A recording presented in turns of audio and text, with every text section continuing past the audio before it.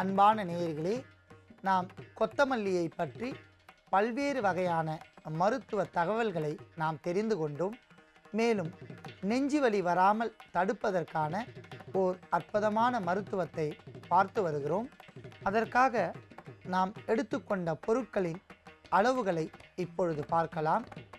கொத்தமல்லி விதை என்று சொல்லக்கூடிய தனியா 50 கிராம், கற்கண்டு 50 கிராம், கருஞ்சீரகம் 15 கிராம், சதகுப்பை 15 கிராம், லவங்கப்பூ 15 கிராம், சீரகம் 15 கிராம், லவங்கப்பட்டை 15 கிராம், அதிமதுர பொடி 15 கிராம், தேன் தேவையான அளவிற்கு.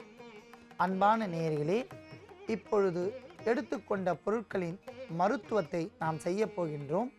அதற்காக முதலில் கொத்தமல்லி விதை 4 தேக்கரண்டி பொன்னிறமாக வறுக்க வேண்டும்.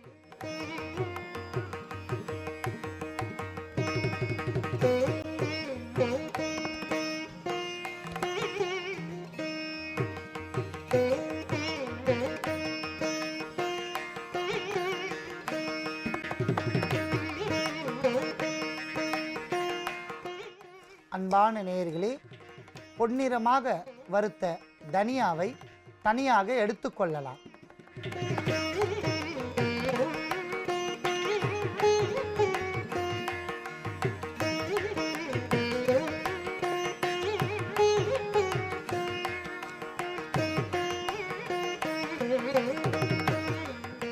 பொன்னிறமாக வறுத்த ஜீரகத்தை தனியாவோடு சேர்க்கலாம். கருஞ்சீரகம் 2 தேக்கரண்டி,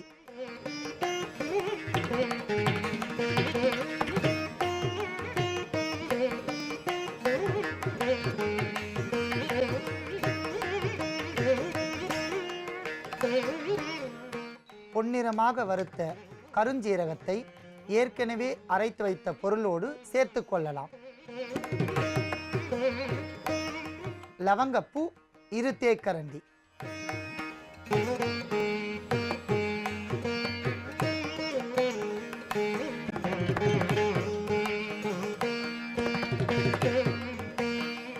பொன்னிறமாக வறுத்த லவங்க பூவையும் எடுத்துக்கொள்ளலாம்.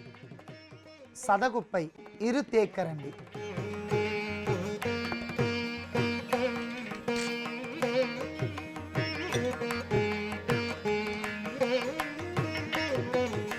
அன்பான நேயர்களே, பொன்னிறமாக வறுத்த சதகுப்பையும் எடுத்துக்கொள்ளலாம். லவங்கப்பட்டை 1 தேக்கரண்டி,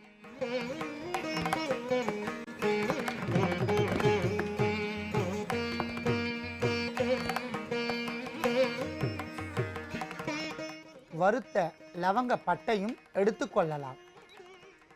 இப்பொழுது அத்தனை பொருட்களுடன் இறுதியாக அதிமதுர தூள் 1/2 தேக்கரண்டி சேர்க்கவும்.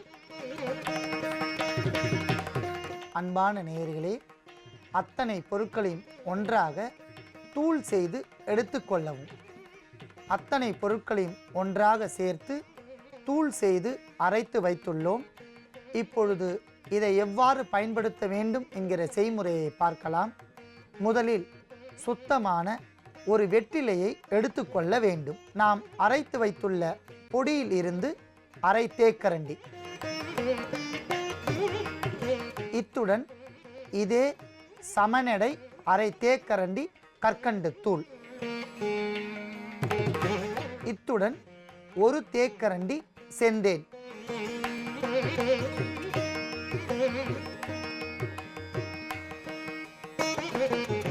நன்றாக குழைத்து கொள்ள வேண்டும்.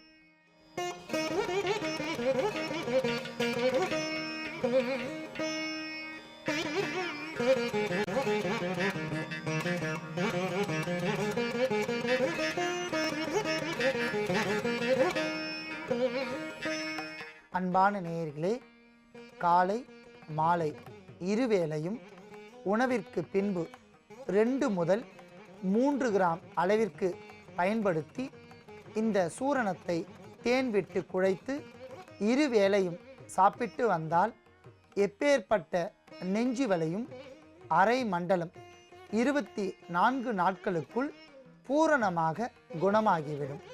அன்பான நேயர்களே, எளிமையான முறையில் நாம் தயாரித்த இந்த சூரணத்தை நோய் உடையவர்கள் பயன்படுத்தி நோயின்றி வாழ வேண்டுகிறேன்.